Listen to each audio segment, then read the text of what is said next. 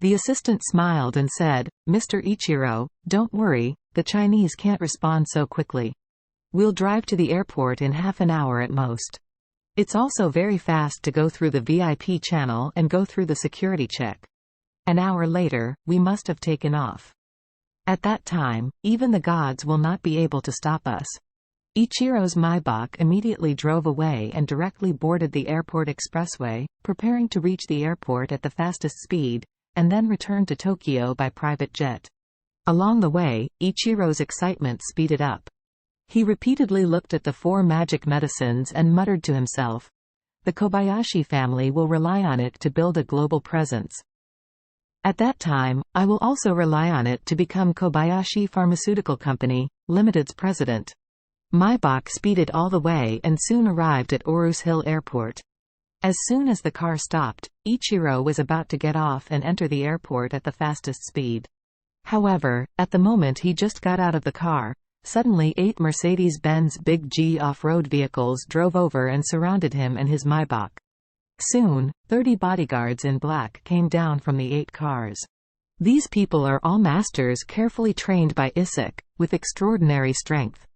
Isik got out of a Big G, looked at Ichiro, and said coldly, "Mr. Kobayashi, our master is here, please come over and chat." "Your master?" Ichiro hid the pill in his pocket and asked nervously, "Who is your master?" "Do you know who I am? I'm the vice chairman of Kobayashi Pharmaceutical."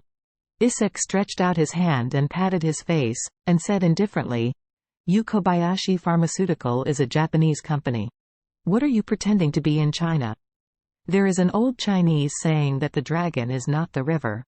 Japan and China are separated by the sea. What are you pretending to be with me?" Ichiro suddenly became nervous. He didn't know what these people were stopping him for. Was it because of magical medicine, or something else? If it was because of the magical medicine, then it was really a bit dangerous this time. Not to mention, this group of people is so strong, it is difficult to let go, and it is impossible for him to escape. However, if they are because of other things, does that mean that he can still send the medicine back to Japan first? Thinking of this, he pretended to be calm and asked, "Who is your young master?" Isik said indifferently, "Mr. Kobayashi, your Kobayashi Pharmaceutical has plagiarized so many ancient Chinese prescriptions. Presumably your family must have a good understanding of the situation in China. You should have heard of the Wade family?" "Wade family?" Ichiro was shocked. How could he have never heard of Eastcliff Wade's family? After all, this is China's top family, and its family strength is also ranked top in the world. Even the big super chaebols in Japan are not as good as the Wade family, not to mention that there is only one Kobayashi Pharmaceutical. He panicked all of a sudden, and blurted out, "I don't know what your young master is asking for." Isik said indifferently, "If you have anything, you will know if you come with me." Ichiro asked nervously, "What if I don't go?" Isik smiled faintly, took out a pistol from his arms, and said lightly, "Since our master has ordered, then I must take you there. If I can't take you alive, then you will die." Ichiro was worried, but he was more concerned about whether he could send the magic medicine back first. This is the key to laying his foundation in the family. Thinking of this, he asked tentatively, "Can I go with you and let my assistant go back to Japan first? He still has a lot of important things to deal with." Isik laughed and said generously, "Of course, everyone except you can go."